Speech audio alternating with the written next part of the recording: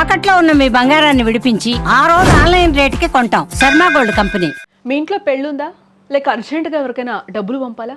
మీ చేతిలో చెక్కులున్నాయా? అయితే ఇప్పుడే అలర్ట్ అవ్వండి. ఎందుకంటే 4 రోజుల పాటు మీ బ్యాంకు గేట్లు తెరుచుకో. అవును, మీరు వింటున్నది నిజమే. వచ్చే వారం వరుసగా 4 రోజుల పాటు దేశవ్యాప్తంగా బ్యాంకింగ్ సేవలు నిలిచిపోనున్నాయి. మీ జోబులో పైసా లేకపోయినా, అకౌంట్లో లక్షలున్నా ఆ 4 రోజులు మీరు ఏం చేయలేని పరిస్థితి నెలకొంది. సాధారణంగా పండగలకు బ్యాంకులు సెలవులు ఉంటాయి. కానీ ఈసారి సెలవులతో పాటు సమ్మె సెగ కూడా తోడైంది.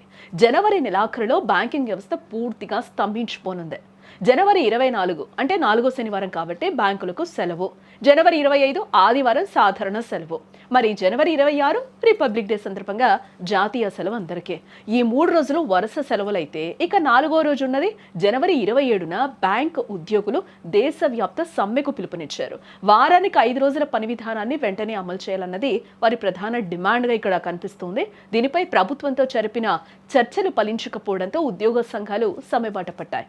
ఫలితంగా శనివారం నుంచి మంగళవారం వరకు వరుసగా 4 రోజులు బ్యాంకింగ్ సేవలకు బ్రేక్ పడనుంది. వరుసగా 4 రోజుల బ్యాంకులు మూతపడితే ఆ ప్రభావం సామాన్యులపై తీవ్రంగా ఉంటుంది. ముఖ్యంగా వరుస సెలవుల వల్ల ఏటీఎంల్లో నగదు త్వరగా అయిపోయే అవకాశం కూడా లేకపోలేదు. మీకు నగదు అత్యవసరం ఉంటే మాత్రం ఇబ్బందులు తప్పవు. ఇక మీరు ఎవరికైనా చెక్కులు ఇచ్చినా లేదా మీకు కొత్త చెక్కులు వచ్చినా అవి క్లియర్ అవ్వడానికి మళ్ళీ బుధవారం వరకు వెయిట్ చేయాల్సిందే అని కూడా చెప్తూ ఉన్నారు.